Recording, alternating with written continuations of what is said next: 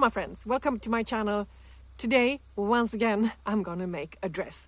There has been a lot of dresses lately. I promise it's gonna change in the future, but alright, today a dress once again. It's actually a dress in two parts, a blouse and a skirt, so a little variation. And today's theme is Ronald McDonald Goes to Venice. That's perhaps a bit unusual. Let's see what we can do with that. But this is also finally part of my capsule wardrobe planning. I made a video earlier this spring when I talked about how to plan a capsule wardrobe, and specifically a wardrobe for traveling, which I'm much more into rather than a capsule wardrobe. And I leave the link to that video down below. And this outfit is part of that plan. And here you can see my inspiration. I wanted the blouse to be very much in 1980s style, pretty wide, and the skirt is pretty simple, also once again pretty wide. And here you can also see the sketches, my original sketches for this planned wardrobe. And the fabric, I am going to use a Cupro, which is a sort of a version of rayon or viscose that is better for the environment. It's a very nice quality. I bought it white and I dyed it myself. I was planning for a nice pale yellow. I think you can see my surroundings here. I like yellow. Nice pale summery yellow. But when I took it out of the washing machine, it looked like this. I can see that the lighting here isn't really doing it justice, but it is a very intense yellow color. And my first thought was, oh my God, it's Ronald McDonald yellow. And that was not what I was planning for. And of course, things don't always go according to plans, but I have decided that I'm going to use this fabric. I really like the color anyway. But you will notice all through this video that my camera really has a problem with capturing the color. Sometimes the footage is too dark and sometimes too bright. Now, over to the actual sewing, I'd say.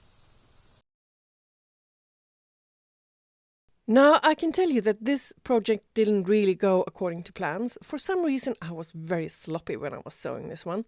But it started out pretty well. The cutting went well. And then I'm starting with the front plackets. This is the model Nancy. And it has sort of two plackets that meet in the middle. They don't overlap. They meet in the middle, and on the back side of that there is a panel. You could call it a modesty panel placed. So there are no buttons or buttonholes. And it started just fine. I sewed the plackets in place, and now I have placed the panel behind, and I am top stitching all around.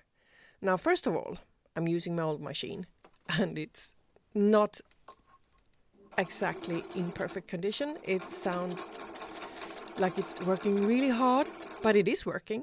My ordinary machine is at service right now. But of course I had some kind of snag with the thread, and I had to unpick some of this top stitching. I redid that top stitching, and I am pulling the threads down to the back side and tying them off and cutting them off. And I realized immediately it doesn't look good. And it is, center front, everyone's going to see it immediately. So I unpicked again and did this connection a bit further down, right where the modesty panel starts, where it will be more invisible. And now I'm really on the road to mistakes. I am cutting down the seam allowance of this front placket, and I am overlocking all around it. I cut a little bit of extra fabric, but that turned out okay. But in general, now I have white overlock seen all around the neck opening, which is not so good. But I just sort of pretended I didn't see that and went on to making the tie bands for the collar. I always press my bands together and top stitch around them. I never sew them and turn them. I hate that method. And now I'm placing them inside of the collar, right way around, and sort of including them in the seam all around this little band collar. First pinning the tie bands in place, and then pinning all around the collar, all the way around, and then, of course, sewing all around the collar, including these bands. After I had sewn, I'm of course trimming down the seam allowance, and I'm also cutting small triangles out of the curved section. Turning the color and pressing it, and it's time to attach it to the shirt itself. But hold your horses. First you need an actual shirt to sew it to. So here I am first sewing the yoke to the front pieces, gathering the front pieces. There are quite a lot of gathers here, sewing them in place and trimming the neck opening a little to make it even. I'm also marking along the front placket where the collar is supposed to end, so it ends up, at an even height. And after that, I am pinning the inside of the collar to the neck opening. And I make small cuts into the seam allowance to allow it to stretch out a little, because this fabric isn't very sort of pliable. And I'm double checking after sewing that the front edges are exactly the same length. Check on that, works fine. And now I am pinning down the inside of the collar and folding the edge under and top stitching that in place. And that turned out really nice. But once again, I am seeing this darn overlock seam. It doesn't look good. But do you think I did anything about it? No. Hiding from the truth. I just moved on with attaching the back piece instead, gathering it in the middle, trying to make it even. After that, I attached the sleeves. I didn't even film that. And now I am working on the cuffs. Gathering the end of the sleeves and sewing the cuff on, and now pinning the inside of the cuff over the seam to cover it, and top stitching around all the way. And this worked out perfect width and length. I like the sleeves a lot. Now everything is finished and I'm realizing I have to do something about this. I sewed a strip of fabric to the underside of this very tiny seam allowance, folded it over to the front and folded it under and hand stitched it in place.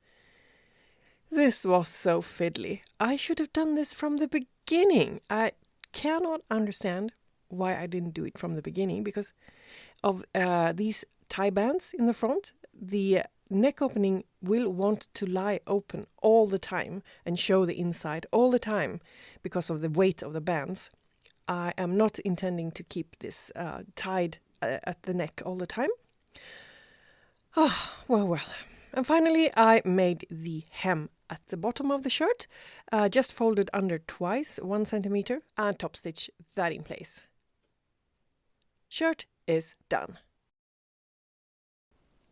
Hey, please don't forget to hit the like button. Thank you. And now over to the skirt. It is so simple that I didn't even have a proper pattern for it. It is a yoke that goes across the hips. There is no waistband. There are 1 pocket at each side, and the bottom half of the skirt is just 2 rectangles, 2 pieces that I just cut across the fabric, 1 front and 1 back. Here I'm preparing the pockets. Now this fabric is very see-through, and because of that, and because I had very little fabric, I am piecing this together out of 3 different fabrics. The small piece, the small strip of dark yellow, is the visible part of the pocket, and the pale shiny yellow fabric is the lining that I'm planning to use for the whole skirt. Spoiler alert, this will not go as planned. And I'm using that closest to the outer fabric because I don't want the other fabric to be seen through. And I'm also using this very pale yellow, almost white, thin cotton fabric as an interfacing for the waistband or the yoke and the inner pocket. And after attaching 1 pocket piece to each side of these rectangles, I am joining the side seams together. Sewing up the side seam around the pocket and realizing I should have overlocked this seam before I did that. Oh well. So here the pocket is. And after that, we turn over to making the yoke or the waistband. So it is made out of 3 layers. I am pinning the outer layer together, and then I am thinking quite a lot about how to attach the inner layer together. Which side should go where?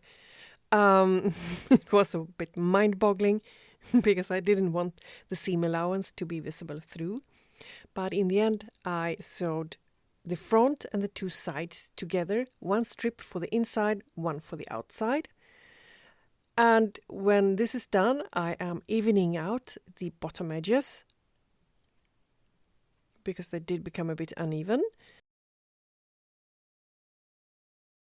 And here you see the center back piece. This has no interfacing or fabric in between because this will be heavily gathered. I am sewing 8 seams along here, following the edge, parallel to the edge. And I have arranged a ruler on my sewing machine, and I will keep the edge of the fabric parallel to that ruler. And yeah, and of course I went wrong. Seam ripping once again. And after that, I am inserting elastic into these channels, 4 channels. So 8 rows of sewing means 4 channels. I am keeping the elastic flat to begin with. I'm not going to pull it tight until I am trying the skirt on, so I'm leaving it as it is. And I am attaching the front piece to one of the sides of the back yoke. So I am first pinning the outer fabric, and then I am flipping the inner fabric over and sewing this in place, and that means when I turn it out, it's going to be totally covered on all sides.